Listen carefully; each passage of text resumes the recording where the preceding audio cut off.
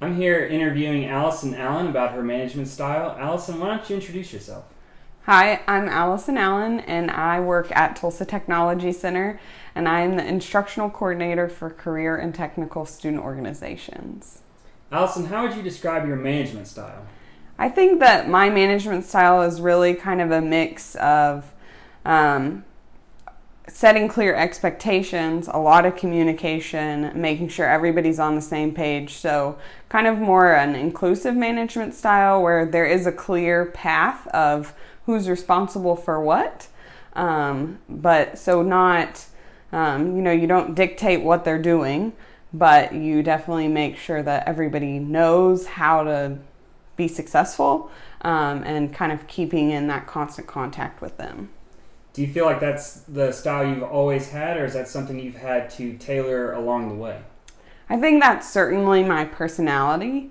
And then in leadership roles that I have taken on and been put in, I think it has kind of helped that I've had a lot of different generations. So it's had to become a very, like, you have to communicate, you have to be clear about what outcomes you expect, because there have been several different kind of ages, skill levels, a lot of things like that. So I think it is my personality, but certainly the environments that I've been placed in have kind of helped shape that and kind of made me understand the importance of kind of doing certain things that I might not have thought about 5, 10 years ago. So you're saying you've not only changed the way you've done things, but that's also specific for the individuals that you're dealing with along the way?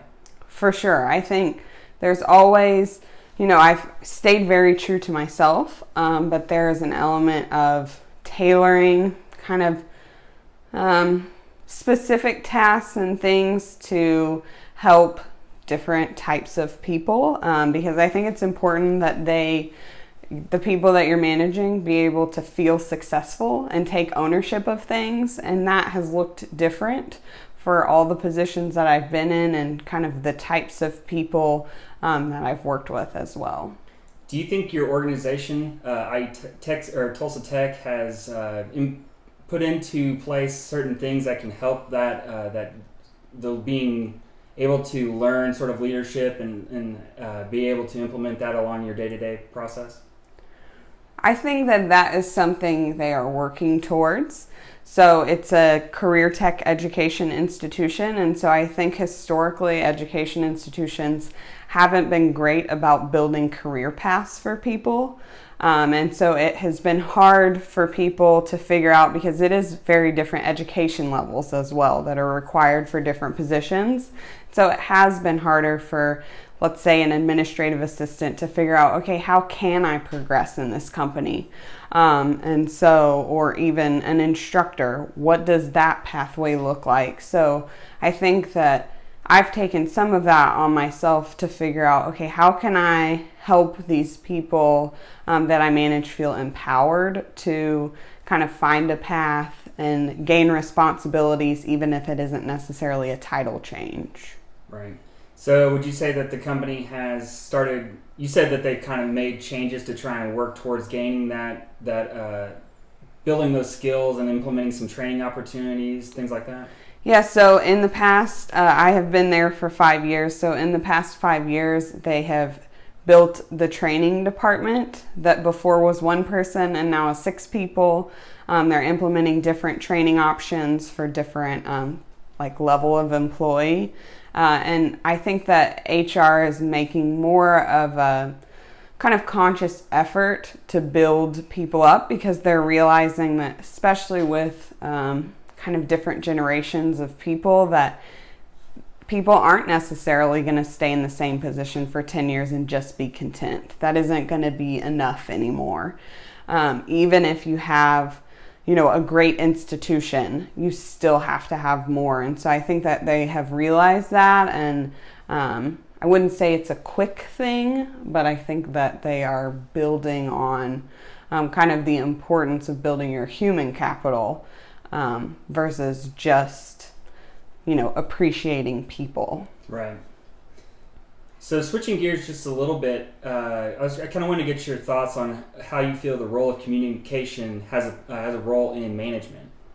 So I think if you are a poor communicator, you can't manage people because that's such a huge component. Just making sure that expectations are clear, because if you don't provide good direction, you can't expect the outcomes that you want. And if you aren't communicating well, odds are sometimes your people are going to be so confused that they don't even know how to ask the right questions to get the results that are necessary. And so I think that communicating with them about tasks and even communicating to build that relationship, because I do think that relationship piece is super important. I think it's key to understand that the relationship isn't necessarily like a friend-to-friend relationship. That manager relationship is different, but I still think they need to know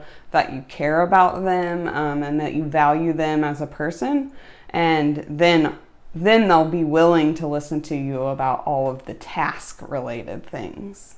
So it definitely sounds like you've got a sort of the understanding that those soft skills are highly important, and it's not all about just the transactional nature of the business. It's more about the person and being able to communicate and relate with those people.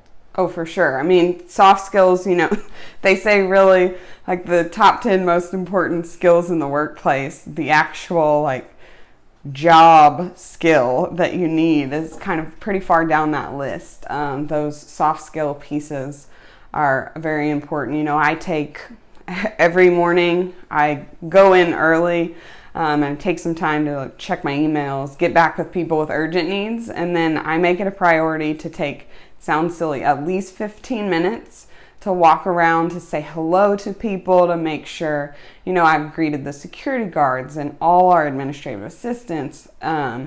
Just kind of make sure they know, hey, I see you. I know you're there. I appreciate what you're doing, because I think a lot of times those people are kind of undervalued, and they tend to take the brunt of the negative calls and things like that.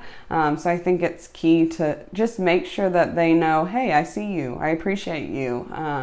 And so I value those pieces of their jobs as well. And so I make it a priority to make sure they know kind of where I stand. Great. Another question for you is, what would you say is your best advice for a new manager, someone who's never had any direct reports? I think the best advice is don't think that you know it all, and it's okay not to know it all. And that it is so important to be willing to take advice and opinions and sort through that, and that it's not always personal. I think that probably whenever I first kind of started managing, I thought like, oh, I've been promoted, I got this. And I think it was really important for me to kind of take a step back and realize like nobody has this whole thing figured out, and that's okay.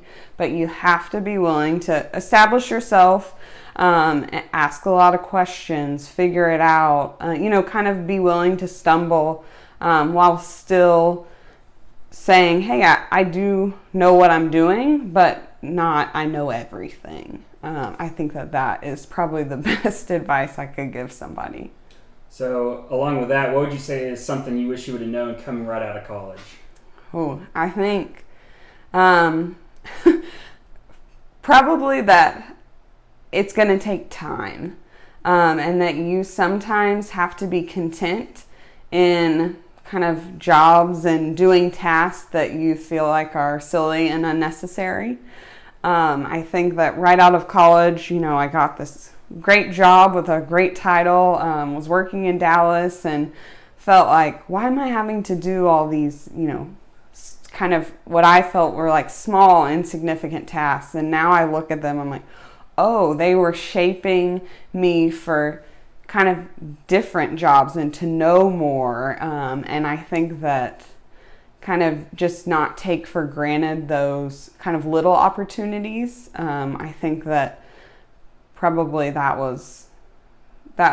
if I could tell 10 years ago, if I could tell myself, like, slow down a lot in order to be able to speed up. That makes sense. And then one thing I kind of wanted to finish off on is, can you give me an example of one time where someone kind of helped you along in your career, kind of gave you something that kind of, either spurred change or led you to something, a new level? Yeah, so before I worked at Tulsa Tech, I actually worked at Interstate Batteries in Dallas, and I was helping plan essentially it was their largest investment in technology that they had ever had. And so with that I worked with a ton of consultants. And there was a consultant who was about, I don't know, probably 5 years older than me, who had done really well in her career, and she kind of took me under her wing a little bit. We worked for 2 different companies, but we were together a lot. And she kind of took me under her wing and just kind of showed me the importance of valuing kind of people and the little things, taking time to really make sure you don't lose yourself in your work, that those 2 things can coexist.